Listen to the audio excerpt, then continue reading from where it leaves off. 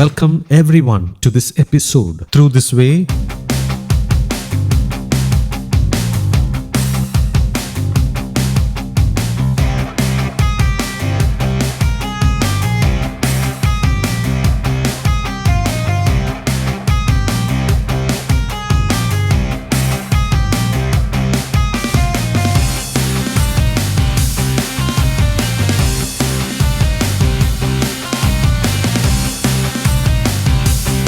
this year most of the rescues I have done were from wells.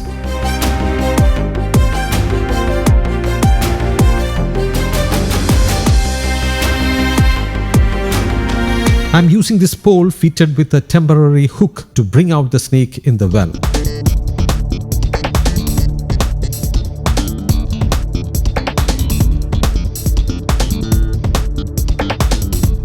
Let me see if I can take it out without getting down into the well. Our guest here isn't that big. It seems to have caught a fever after lying in the water for so long. The snake has been here since last night. The cold appears to have affected its body. Though it got onto the hook of the pole, it is slipping off. Sorry, the first attempt failed.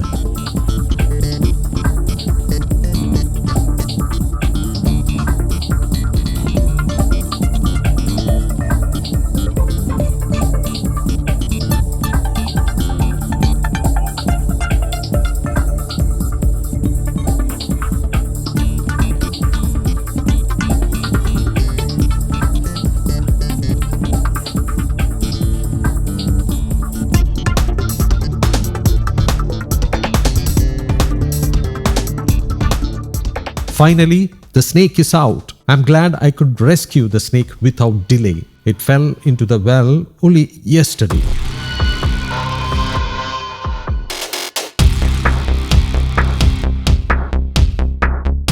It's very active and not at all tired.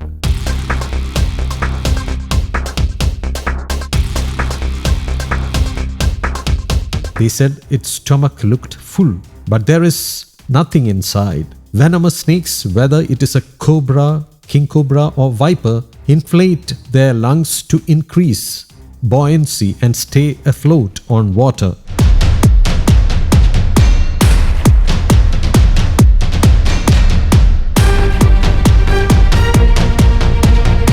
This is a female cobra, not more than 4 years old. Locally, it is called murkan, nagam or sarpam. Bear in mind that snakes sway their heads not because of the punky's sound, but because they follow the movement of the instrument. If snake charmers claim they can blow the punky and make snakes dance, ask them this logical question. Why don't you make snakes like rat snakes, checkered keelbacks, vipers or pythons dance by blowing the punky? For your information, only hooded snakes like cobras and king cobras will sway their heads. They rise up, fix their gaze on the object in front of them, and move their hood in sync with its motion. That's their speciality. This is how snake charmers make snakes dance in front of the public to impress, or rather hoodwink, the less informed people. For this, they mostly use only cobras. If it were a viper in place of a cobra, the snake charmer's backside would be toast. Let us make our move. After securing the snake in a bottle, I shall bid adieu to the place and the people here. This is a female cobra, and our viewers may already be familiar with cobras through Snakemaster episodes.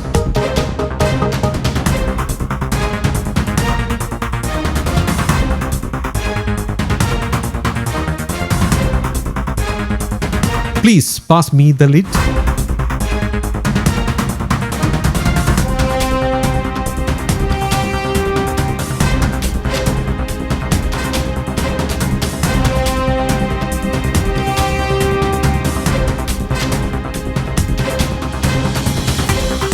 By the way, when the snake tried to slip out of my hand, the people around me were taken aback, literally as well. But I knew the snake was under my control. I saw some sisters tripping and falling in their attempt to flee. Some mothers were even carrying small children in their arms. That's risky. This is why I always ask people, especially women and children, to stay far away from me when a snake is in my hand. If the snake jumps out of my hand, pandemonium or even a stampede can ensue. So now it's time for us to go. Bidding adieu to the good people here, I am heading to the next rescue location.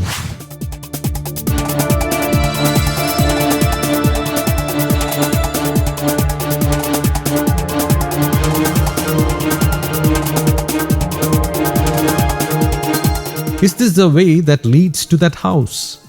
Yes, only one mother lives in that house.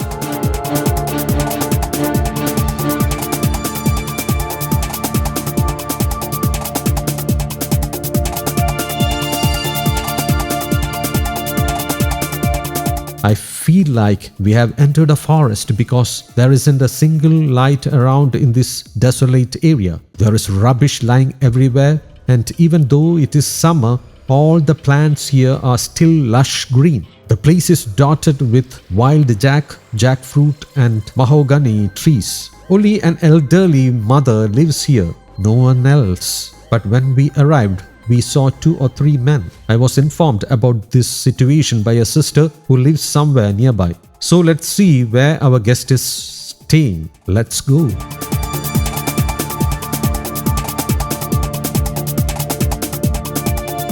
This is the house, right?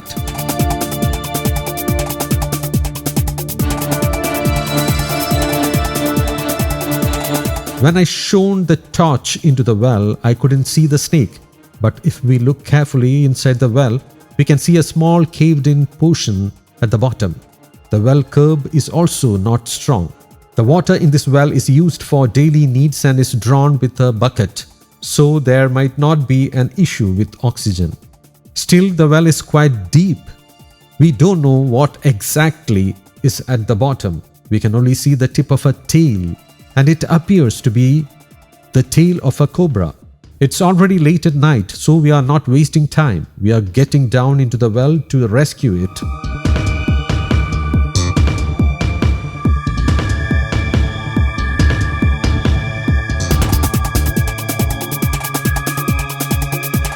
When a lady from here called me for the rescue, there were no male members at her home. I would have postponed the rescue to the next day. But she said there was only an elderly mother here, so we came, braving the darkness of the night. She told me how difficult it was for the mother here to draw water as long as the snake remained inside. I know many wells in the Kalara and Pangod regions don't have proper footholds inside the well or a proper well curb. Even if there are footholds, they may not be strong enough to bear our body weight. I think this well is around 70 years old and it is a crumbling one. Anyway, we are not wasting time. Our guest is lying inside, stressed. Let me make the descent. I shall have to be a bit careful.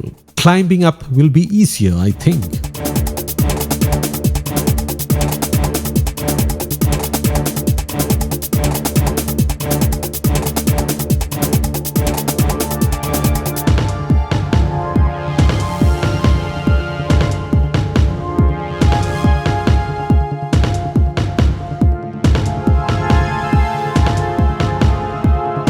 However, I don't see anything here. There must be a good hiding space down here.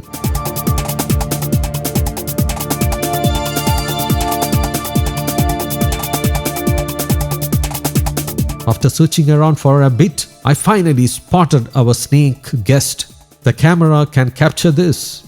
There is a small step here where we can place our foot. The snake is resting there.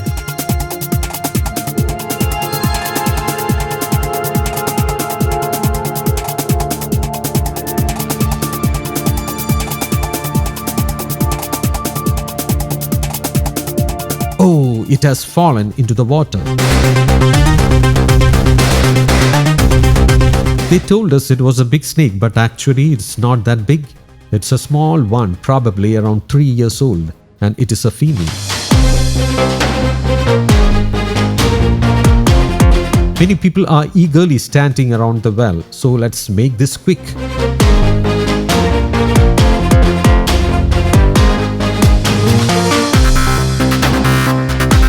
We are lifting her up now.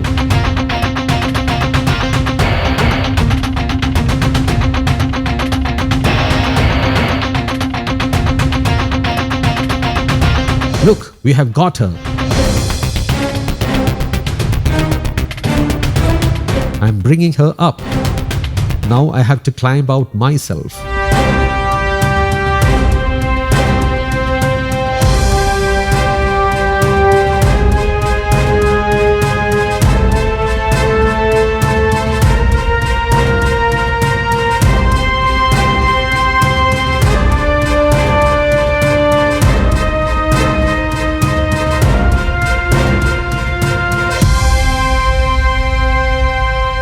From here, it is difficult to climb up while carrying the snake. We shall bottle her right here and then take her up. After bringing her up, I shall introduce her to everyone. Could you get me a bottle?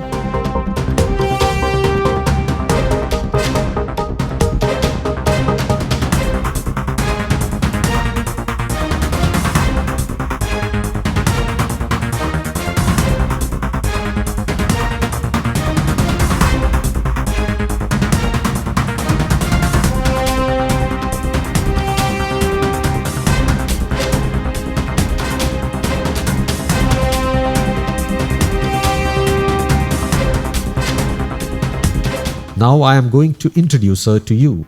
This mother told us that when she drew water from the well, the snake came up with it. She got scared, dropped the bucket and ran away. Only this sister was around. The mother told her about the snake sighting. And when the lady later called me, she said no one else had come to know about it. So the snake here is around 3 years. It's about a meter long and it is a female. There is also something special. Look at her belly. It shows that she laid eggs this year and they must have already hatched. The signs on her body confirm that she laid eggs this year. She likely came out searching for food after laying eggs for the first time. After placing her safely inside this container, our team will head to the next location, heeding the next call and in search of the next guest.